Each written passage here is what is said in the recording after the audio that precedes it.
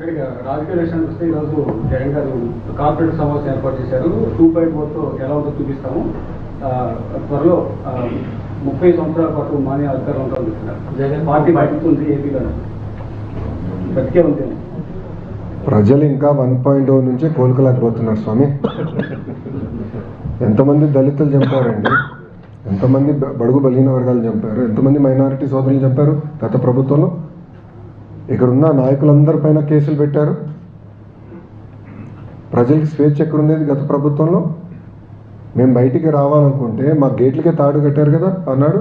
నా పైన 23 కేసులు పెట్టారు. అటెంప్ట్ మర్డర్ కేసు పెట్టారు, ఎస్సీఎస్టీ కేసు పెట్టారు. శాశ్వత భూ హక్కు చట్టం అని తీసుకొచ్చి ప్రజల భూముల్ని కాజేయడానికి ప్రయత్నించారు. ప్రజలు మర్చిపోయారనుకుంటున్నారా? ఆయన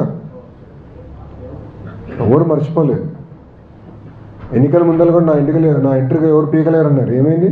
ప్రజలు ఎన్ని ఎంట్రీలు పీకారో చెప్పమని చెప్పండి.